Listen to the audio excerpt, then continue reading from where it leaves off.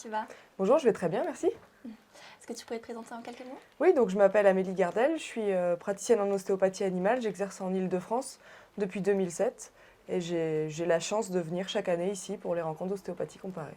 Et qu'est-ce qui t'a amené ici à ces rencontres? J'ai rencontré Patrick il y a 10 ans maintenant pour des questions plus d'ordre politique et associative. Il nous a invités à des discussions chez lui et il nous a présenté ses rencontres et depuis je suis amenée à revenir chaque année. Et qu'est-ce qui t'intéresse lors de ces rencontres justement? Ce qui m'intéresse, c'est la pluralité des types de professionnels autour de l'ostéopathie animale, de tous horizons différents, leur envie de partager et de transférer leurs connaissances, leur envie de partager leur expérience sous différentes formes d'ateliers, de conférences, d'expériences entre nous, les partages aussi qu'on a lors des repas et puis l'ambiance qui est toujours festive chaque année. Voilà, c'est un moment qu'on attend tous pour se retrouver.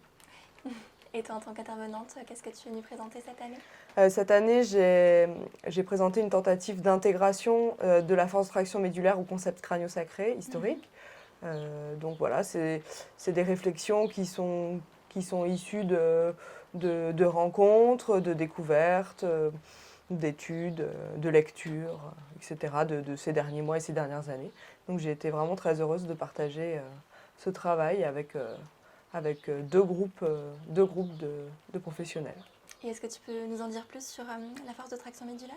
Oui, donc la force de traction médulaire, donc c'est une force qui existe, qui est intrinsèque au système nerveux et qui peut intéresser le milieu médical classique ou les ostéopathes.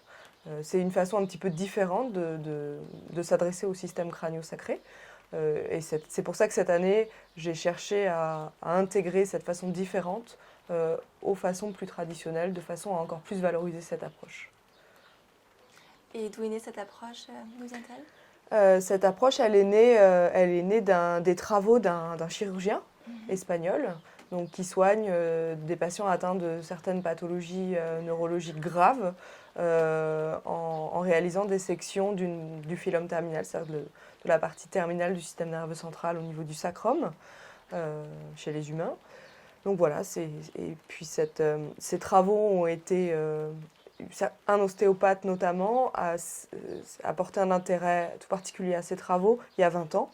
Et c'est comme ça que le concept de force traction médulaire est arrivé à l'ostéopathie. Et Patrick Chen, qui est le maître des lieux, a très largement démocratisé l'approche ostéopathique de la force traction médulaire chez l'animal et chez l'homme.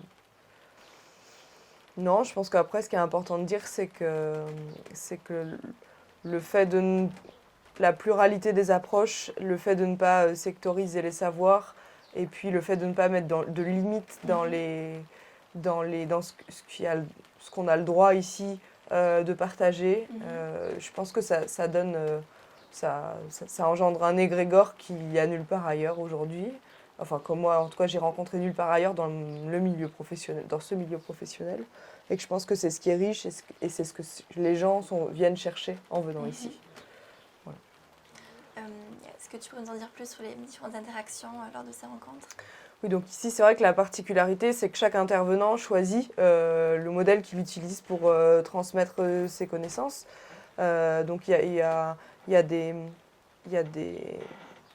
certaines personnes qui organisent leurs présentations autour d'ateliers perceptifs, autour de découvertes pratiques, autour de conférences avec des présentations plus traditionnelles, autour de groupes de parole, autour de partage d'expériences. Donc c'est vrai que les 3 jours ici, il n'y a aucune linéarité dans ce qui se passe.